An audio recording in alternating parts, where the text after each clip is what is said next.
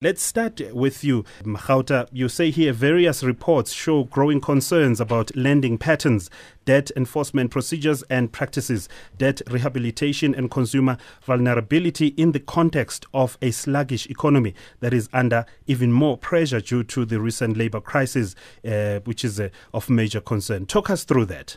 What we did is that, like I said, from the complaints that we've dealt with, we've analyzed some of the trends and the patterns, and from that we thought that it would be useful to also draw from independent research, by independent research companies and also academics, and also look at some of the work that was done by the University of Pretoria. So one of the studies that we looked at the summit was a study by Finmark Trust, which looked at some of the reasons why people are borrowing, what they are borrowing for.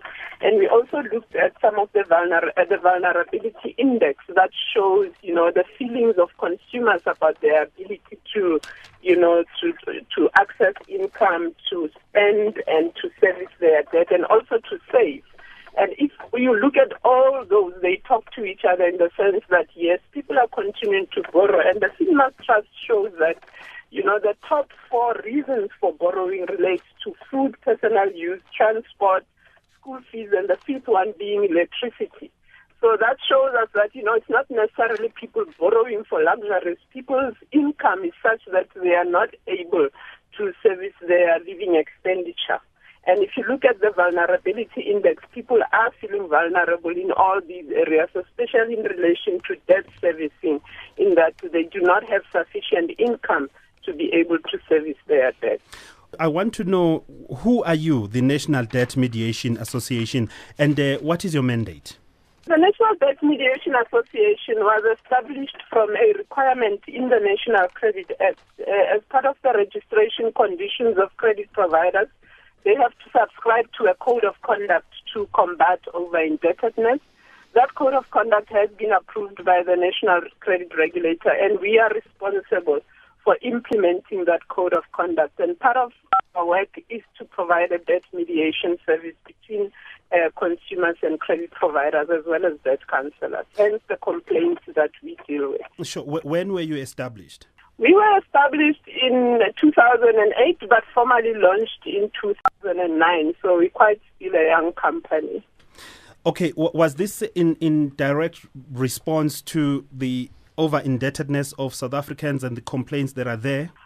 At the time that the National Credit Act was drafted, I think from a policy perspective, the DTI was of the view that you have a law that requires certain things from credit providers, but providing for a code of conduct, provide for a self-regulatory mechanism for the industry to do things additional to the law in terms of helping the whole process. And the response of the credit industry was then to establish the NDMA to say that there would be other voluntary agreements and arrangements in order to support the law for it to make it work. All right, we'll come back to you, Ms. Mphahlele. Let's talk to Mark Simo, chairperson at a Credit Provider Association. Mark, just tell us about yourselves and what is your mandate?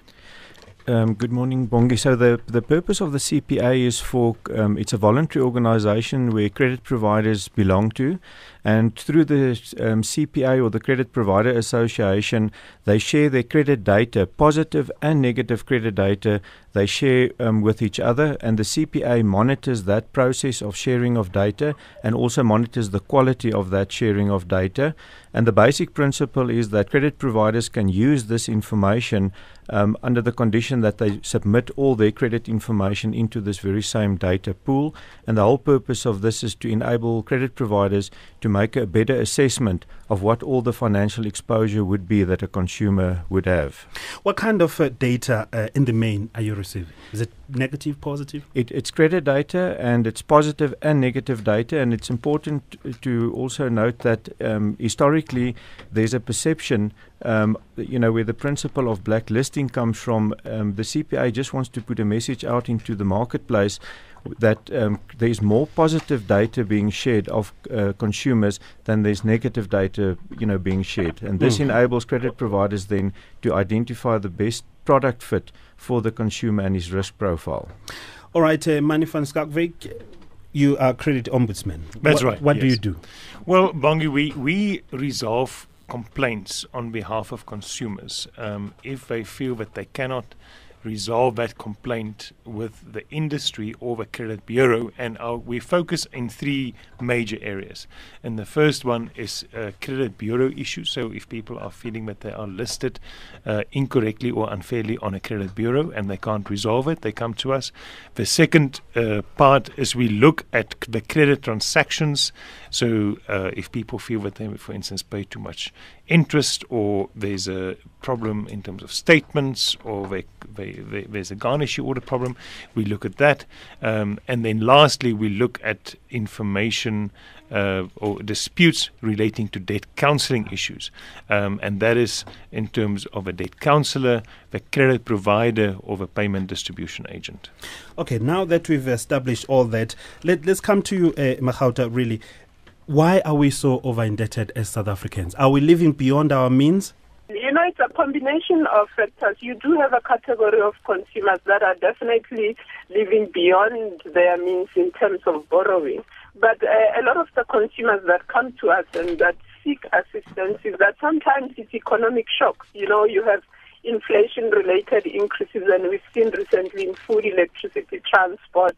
So there are instances where the income is just not sufficient to meet those additional costs. And then you also have a category of consumers that, you know, experience financial hardship. So they borrowed properly, you know, everything was okay. And then a retrenchment happens, a divorce happens, somebody gets sick at home, you know, there's a death in the home. And all of these things sometimes relate to the inability of consumers to manage their finances, to plan properly, to make sure that they have a cushion, that when these things happen, they have some money set aside to draw from. So it's a combination of factors, an inability to plan, to budget, to save, but just sometimes life happening, you know, and something that's just beyond the control of the consumer. Mark, we hear here a combination of issues, really. One of them is the income not sufficient. Really, that is a problem. The income will never be sufficient. Yes. So I think one of the basic principles of life is that you have to make sure that your income is more than your expenditure. And I think what Magauta was referring to, sometimes people enter into a financial commitment, or they have a number of financial commitment, they have a living standard that they got used to, and something has happened to the income side, and now the income has dropped for some reason, and now they want to either maintain the standard of living that they have. But I think it's also important to remember, or to recognize that many people who would want to downgrade, people who are living in a specific house with a mortgage, or people who have motor vehicle finance, who cannot afford that, when they want to get out of that financial position, if they would want to sell the car for a cheaper car, it may be that they can't get financing for the cheaper car. So they're actually stuck in their financial situation that they have to try and maintain. And obviously this creates some level of hardship where the income gets eroded, and then they find it difficult to survive. But how do you get out of that? Because, you have a particular lifestyle that you have built over the years, because you're here now, you work at the SABC, you earn so much, you drive this car, you live in this house, and so on. And all of a sudden, it changes. So how do I plan for that? That should that day come, this is how I react to it. So I think it is critically important to try and save money, because the way to solve with such a situation would be to solve it out of a saving. If you have a crisis or some economic hardship would fall upon one, it's better to do it out of saving. The problem that we're sitting with, many South Africans, or most South Africans, don't have savings to fall back on, and the only way that they can resolve this is to go into some form of credit or accessing credit to try and solve their problem.